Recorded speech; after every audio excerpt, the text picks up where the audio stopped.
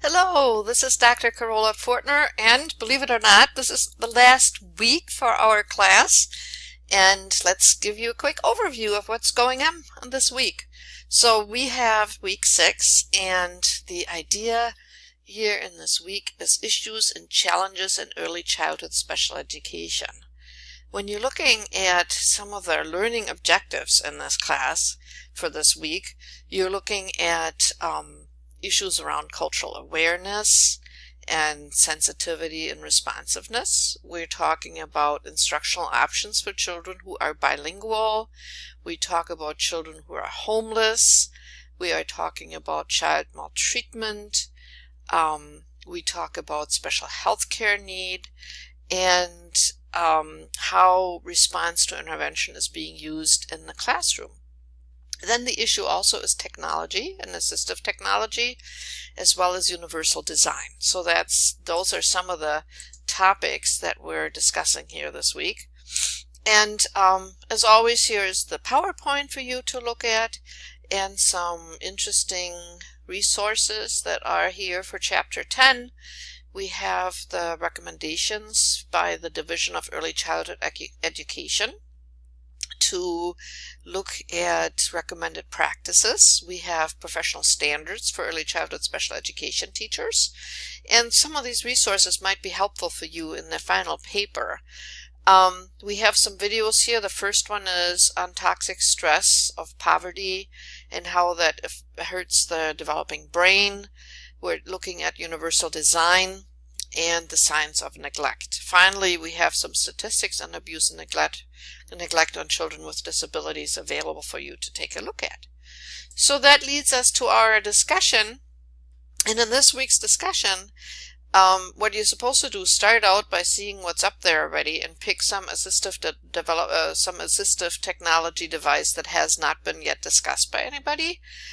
And you could use the search terms that are mentioned in Chapter 10 or your own to find such a device. And then what you want to do is post the link in the discussion and discuss not only the device, but what are some of the good things about it, what are some of the cons, and then its role as an equalizer. So how does this device actually provide this child greater control over their lives, and how it helps them to do things that are previously thought impossible. So that's our discussion this week. And we have a couple posts already that you can see. Then the reflection this week is really about a topic that you get to pick related to the field of early childhood special education. And it can be from the text, it can be derived from other academic sources, it can be based on your own observations, your personal family experiences, or a revisiting of a topic we already talked about earlier in the semester. Mostly it's supposed to be kind of creative and personally engaging, and hopefully that'll give you a chance to kind of sort of muse about your own experiences here in a topic that interests you of your choice. Finally, we get to our final essay, and this final essay is supposed to be 3 to 4 pages, just the typed content of it. You're to use 3 academic sources in your essay and cite them according to APA rules. Now, academic sources are not blogs or internet sources, but peer-reviewed journals. So you might have to use your Hatch library for this. And it's worth 200 points, so you want to make this pretty fundamental.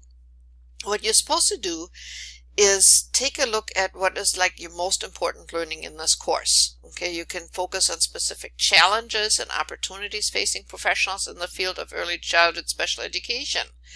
And you want to include some of the educational and child development concepts you have been learning this term, and give it a thorough discussion.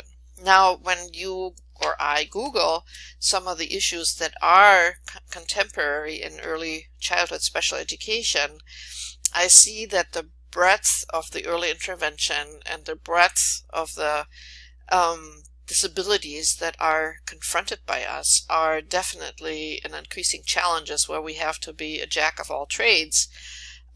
Technology is ever evolving and it can be a real challenge. Of course, technology also going along with budgets are a challenge. The required transitioning of children who are infants and toddlers to preschool can be a real challenge for early childhood educators, and also teacher licensing issues because we have a shortage in the field. And so people are hired who don't really necessarily have the educational background that you have to fill these roles. So those are some of the ones in Chapter 10. Again, there's lots of issues that you could reflect upon.